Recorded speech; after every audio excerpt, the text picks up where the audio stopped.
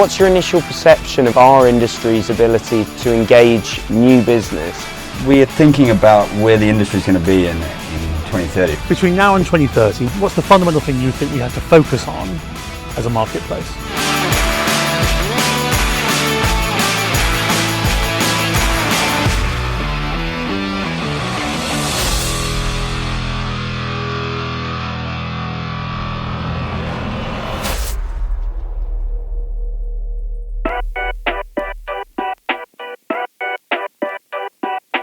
We're at the Monaco Yacht Show for the first part of our Superyacht Forum Live Tour.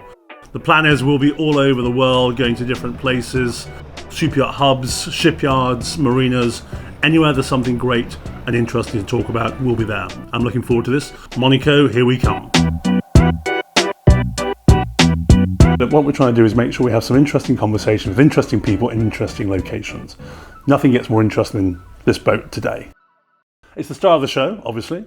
You're new to the business, you're new to the NOBISKEUG team. Now, you're from an industry outside of yachting. What do you think of yachting as a helicopter view or an outsider looking in? Yeah, it's an interesting question to me because, as you said, I'm really new to the industry, and I mean this it's mental. Setting here, yes, it's special. You need to get used to it. So it's the third day now for me in the show, and I mean, it's super interesting. You meet very interesting people and interesting, fascinating ideas, I would say, people are talking to me about. But basically, to me, it comes down, it's still shipbuilding. So it's a different kind of shipbuilding. Obviously, you have this interior areas which have a totally different quality level than what we know from commercial shipbuilding. But the core process of bringing out a ship of a shipyard is for me the same. And so I'm looking at this.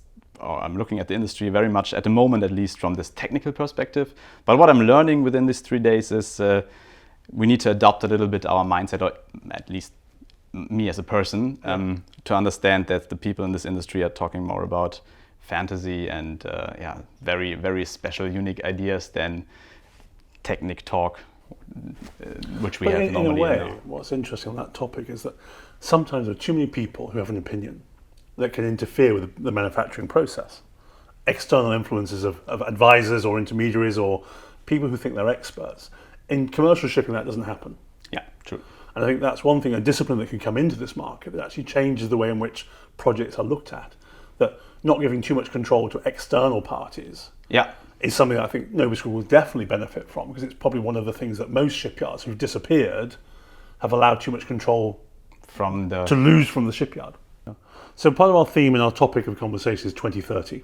It's the end of the UN Sustainability Goal deadline. There's lots of topics about sort of how to improve businesses and stability, sustainability, and let's say responsibility. What's your view on the future of our industry from those three things, SDGs? I think anything that is related to propulsion. So we need new concepts and propulsion systems. We need green technology also in the yachting industry. This is my main topic, and being on this vessel, the shipyard already proved that they are a little bit ahead of time. Yes. Second topic is from the perspective of NOBISKEUG especially, not the whole industry. As you mentioned, NOBISKEUG is known for this iconic, very specialized projects, as we are here at the moment on Artifact. And we want to continue building these, but at the same time, we cannot only build these boats. So what we are aiming for is to do both. Yes.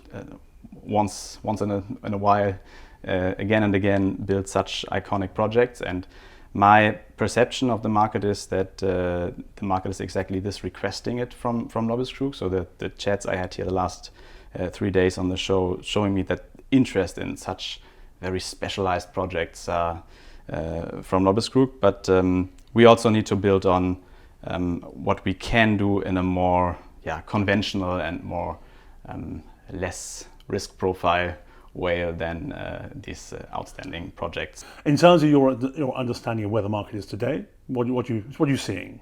Huge activity? Yeah, I mean, again, I need to talk from an outside perspective, a little bit at least, very new to the industry, but it's overwhelming. So what I see here at the show the interest from customers in Artifact, in working with NOBISKEUG, from my point of view, it's way more than I expected. Yeah. So the appointments that we made here on the boat and on our booth, it's totally packed, and yeah, I think I will go home on Sunday with a very positive impression from the market. I would say it's actually hot. And in terms of your expectations from your personal goals, what do you want to achieve in the first 5 years? Apart from stability, which we talked about. Exactly, that would be my first point, but we talked about it already. Yeah, a good, solid order book, but with the right risk profile. So not only having a strong order book, being able to execute this order book, and I mean the first 5 years will prove. And I think the preconditions to be successful, to first fill the order book and then execute the projects, the timing couldn't be better to go to the market from my point of view, as we talked about the hot market. Listen, Philip, thank you very much for your time. Really love to speak to you. Appreciate it. I'll see you in the shipyard soon. Thank you. All right, thank you. Come.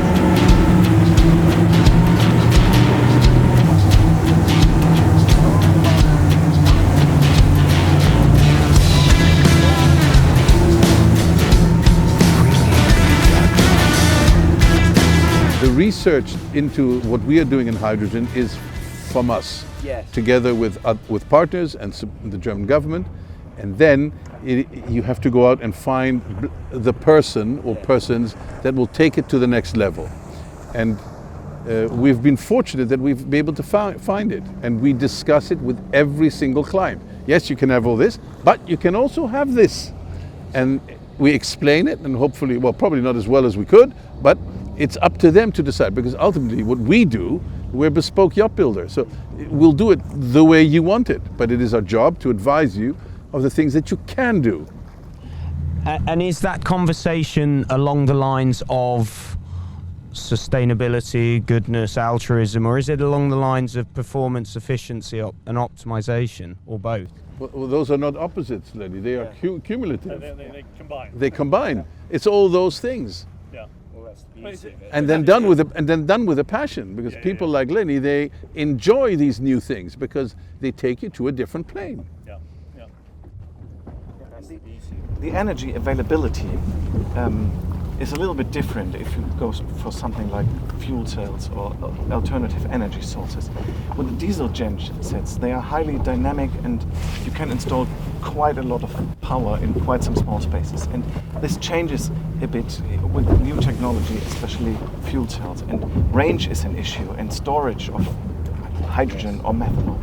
And so if the energy production requires more space, it's very smart in the first step to reduce the energy consumption. Yep. And to do that, you don't even have to install a fuel cell. You can do it on every boat and every technology. And so starting with reducing the energy consumption is always the first step. And then you take the second step and maybe go for alternative sources. Between now and 2030, what's the fundamental thing you think we have to focus on as a marketplace? Osteria.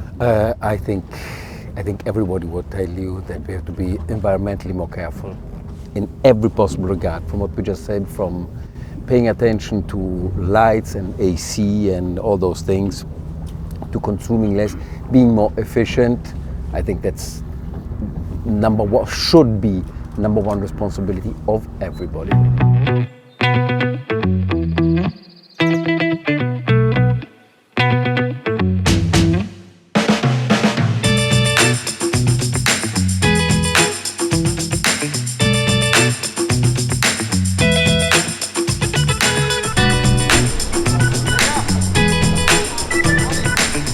Today, as a group, we're trying to look.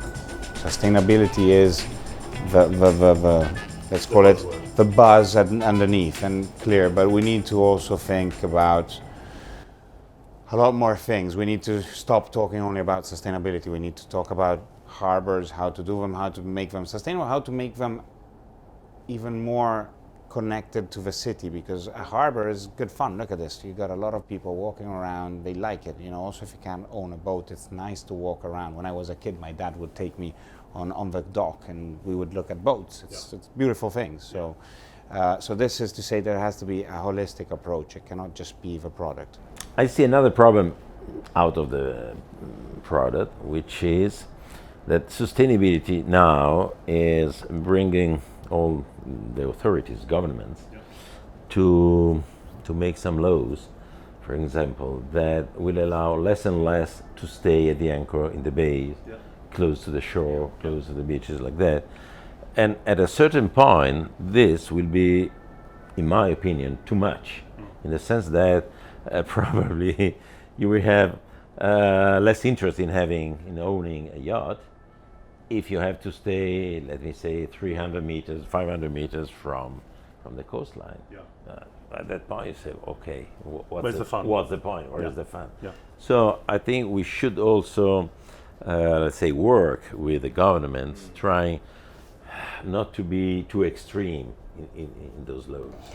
But it's our collective duty as an industry to do that, to be proactive rather than reactive. I think making easier to own and run a boat. This is, I think, my issue. Yeah, I think it's just spot on. I mean, it's like a car. Nowadays, no one looks under the bonnet. I found out I don't have an oil stick anymore because I stopped and the guy at the service station was laughing at me, and I turned around and I said, "What are you laughing at?" And he's like, "What are you looking for?"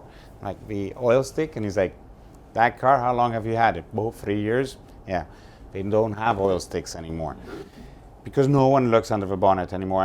And I think with yachting, everybody gives for or takes for granted, as it should be probably, that the boat sails well, that it performs well, that it's safe, and that that's what we expect anyway. Exactly, and that's now given for granted. So what we have to focus on is the whole experience. So we don't sell boats anymore, we sell the experience at sea. And the enjoyment at sea. So I think Luca's completely right. You need to find systems and ways for which this enjoyment is always granted, just like when you're going to a villa. You can have problems and nightmares also in villas. So the way that they've managed to, so maybe you'll see a lot more projects which still haven't managed to take off, of shared ownership and so on. I'm not a great believer because unfortunately everybody wants to use their boats at the same time and you cannot use them for the whole year. But in places like, for example, Florida, where COVID has brought people to use the boat also when they weren't using it in the summer, or few were using it in the summer, I think now that's given you a usage of 365 days. And there you can really do it. In the Med, where it's 12 weeks, 16 weeks, it's very difficult to do a shared ownership, I think. But I think this might come along a lot more, and new generations might be a lot more that are used to the shared, the sharing model, you know, cars and so on. Australia's done that a lot, where they actually do these 3 or 4 friends can buy one boat together. They have these sort of package, sort of 4 people buying one boat. They're all friends, and it's not shared ownership. It's just we agreed to do a deal with splitting 4 ways. Yeah, but Australia has a season. I mean, when I went to Australia in April once, they told me, "Oh, this is the end of the season. It's becoming cold." I was like, "It's 32 degrees, you know." We're like, "Yes, but we've been boating since September," and you're like, "Okay, now I get it." But that means you have a huge season, which means you can share it. Here in Europe, I can tell you, you're going to be using it. Everybody wants to use it between July and August, and then there's beautiful days in June and in May, but the season is not as long.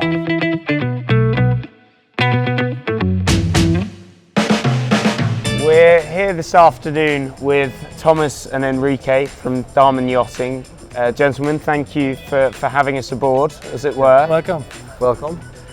I think, obviously, it's very fitting that we're aboard one of your yacht support vessels. Damen Yachting, obviously, I think one of your potentially greatest gifts to the industry has been the very concept of yacht support, and now the term has become ubiquitous among the industry and among a number of competitors.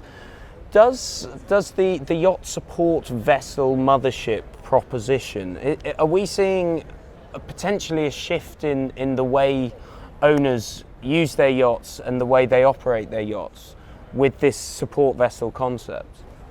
Yeah, I think that what we can see is that also owners tend to be younger as well. Mm-hmm.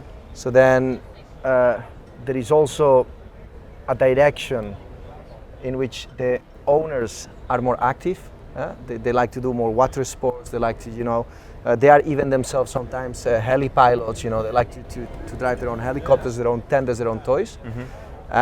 So then what we see is that direction is changing, you know, and also we see a growth among competitors of, you know, shadow vessels in production. But you know, the concept is just fantastic. What about to put a slightly more hard-nosed spin on it? We know what the yacht support offers in terms of the amount of toys and stuff you can have on it. What about the cost proposition though? Because obviously the comparisons that we often get are: do you go up to 100 meters, or do you have a 50-meter yacht and a 50-meter support? Yeah. So that is indeed more cost-effective. That's for sure. You know, everybody can get a rough idea of an estimate price of a 100-meter plus yacht, and how long you need to wait as well to get it. While, you know, with our spec-built, let's say, business model, we have a yacht support almost ready every year, and that really suits, you know, the wishes of our clients and the market, of course. I think you know, the older generation versus the younger generation is probably the biggest thing, and if you just imagine the amount of wealth that will be transferred in terms of inheritance, so the future yacht owners of the next 10 years, they are raised differently. They were raised with different issues, political-wise, environmental, etc. So they're far more conscious about the choices they make, and I think for us as Damen Yachting, it's really the close contact we have with our owners and their families to have these discussions with them to truly understand what's coming at us, basically, and try to adjust ourselves if need be, and maybe come up with new propositions like we did in the past. The concept of this series is Superyacht 2030. What will we all be doing in 9 years' time, and what will this industry look like in 9 years' time? God knows what this show will look like in 9 years' time. But for you as a company, what is Damen Yachting working towards by 2030? And I don't mean specifics. I mean, what is your brand ideology, your brand ethos moving forward, and what are you looking to achieve in order to fortify the business in 10 years' time? Please go ahead. You give them the easy one. No, in terms of branding and taking a stand as a company, I think the upcoming years will differentiate those that truly make a statement, truly build up a true and meaningful connection with their owners, with their stakeholders, the captain, crews, and everybody who has an influence on projects. Open discussions on where the business is going, and again, taking a stand, being bold, making choices. That's from a branding perspective. When it comes to product, I think, Enrique, you have a better opinion. Yeah, well, when it comes to product, it's very, very difficult to say. Yes. You know? No, I mean, frankly speaking, we have 3 wonderful products. I mean, you can count refits in as well, so then we have 4. And you can see, let's say, if we go back to the well-known limited edition, you know, from the Amels, let's say, product per se, they all look different.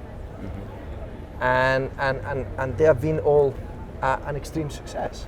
One thing you mentioned there was, which I think ties in very nicely, is the refit element as well. And I think moving forward, how important is client life cycle management to obviously either get a new entrant in, he works his way through the sizes, he might change to a Sea Explorer, they might get a support vessel, but then when it comes to the refit, they also come back to Damen Yachting as well. How much is that part of your strategy? You know, they just simply come back home. You know,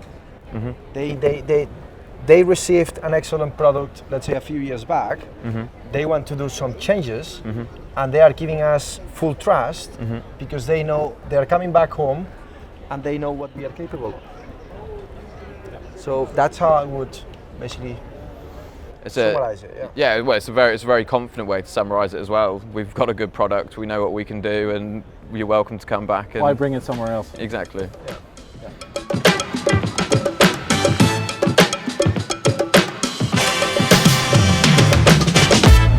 Raphael, from your perspective, what are some of the most important things the yachting community can implement to attract new buyers to the market?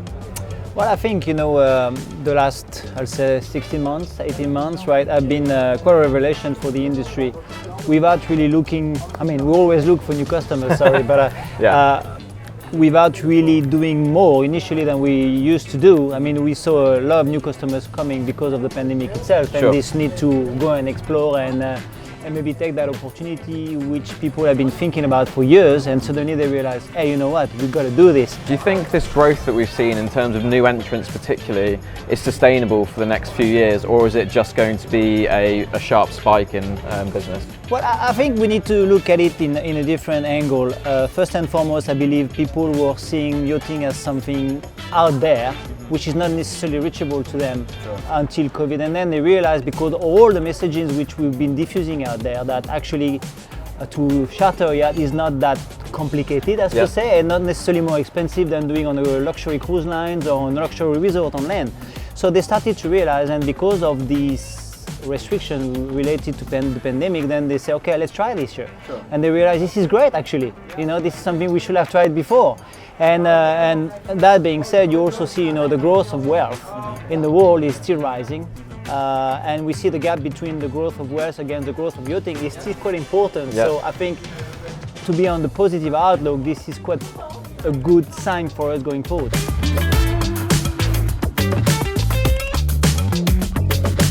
So Fernando, looking forward, what can the industry do to change or adapt to make sure we stay relevant and attract new buyers to the market? Well, I think we need to live what there is day by day, what is today. There is a lot of youngsters that's made huge amount of money lately. We need to play with their own world. We don't need to stay what we knew before. I think we need to flat the line of ownership. It's, at the moment it's a little bit like a pig. And then we need to find solutions. Is why we brokers, we are paying those commissions, is because we need to make up, or we need to invent, or we need to find new solutions to attract new people.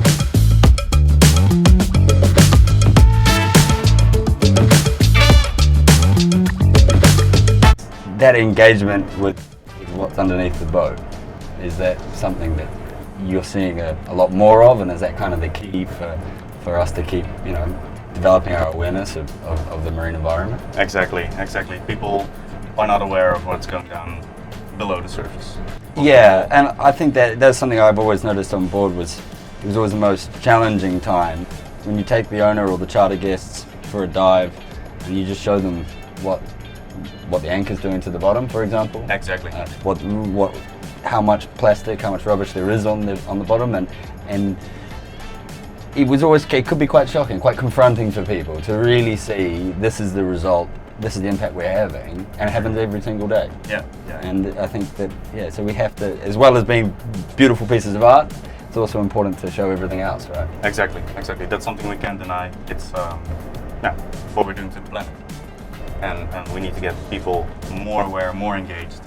And this is a machine to do it easily. Imagine having a marine biologist on board, stepping in one of these things, taking the marine biologist or the archaeologist or whatever his profession is, and going and exploring, and he can tell you the story. And everything comes to life. And that's, we have a responsibility to do that as an industry, I think. Exactly.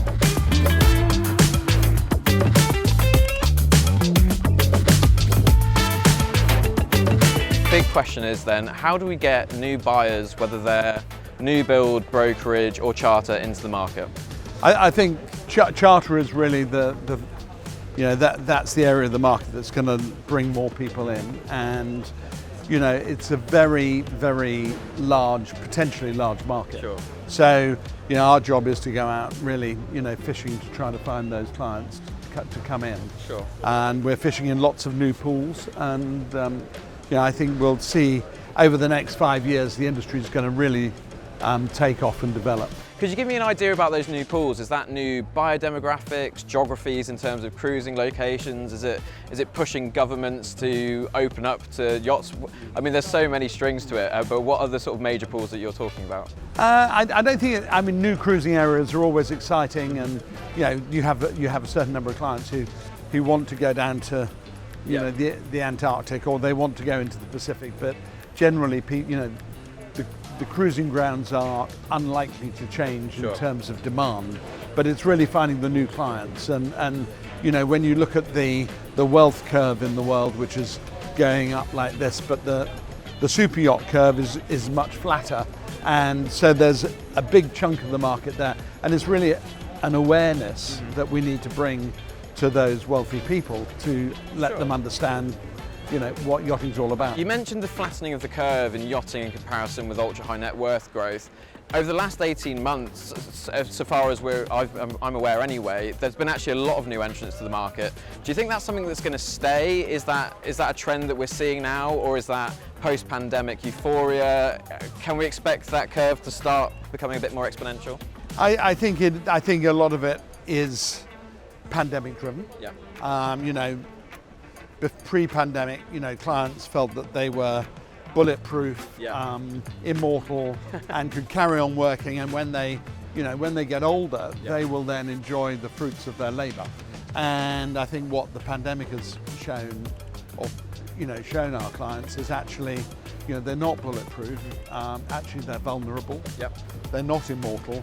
And if they have wealth now, why not enjoy it now, and why wait for another 10 years? Well, it's quite interesting you talking about the ultra wealthy almost coming to terms with their mortality. I think we've just seen that Jeff Bezos is investing in living forever, isn't he? So maybe we'll have super owners in the future that will just keep buying and buying and buying with no end. Fingers crossed. Well, it's fantastic. Like, I've been in the industry 40 years, and some of our clients have bought, multiple yachts from us, 7, 8, 9, 10 yachts over that period of time.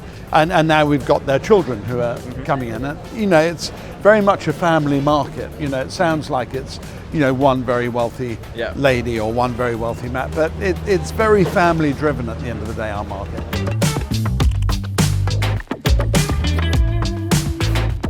So gents, we've come to the end of another Monaco Yacht Show. What have your thoughts been on this year's event? I think pleasantly surprised, to be honest. I think there was a bit of trepidation coming into it because no one knew what the situation was going to be. The pandemic stuff obviously felt very, very long, and no one was really sure what to expect when we got here. But the market's been so buoyed by its performance over the last sort of 12 months that the brokers and the builders and the designers and everyone was on great form. So whether or not that's a reflection of the show being back or the market being so buoyant, it's hard to tell, but I've had a great time. Yeah, I think the same. Yeah, I mean, personally, it was awesome.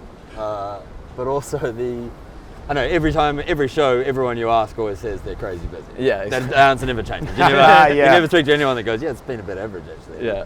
But looking through that, I mean, we tried to interview people all week that were always too busy, right? Which is always a good sign, that they just genuinely looks like they've got new business on board.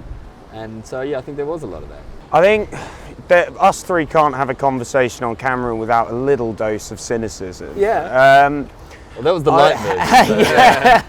I mean, I think what we have to flag and what needs to change in this industry is the press conference schedule. Yeah. I'm sick to death who was hosting anodyne press conferences. I don't know, let's not do any proper names.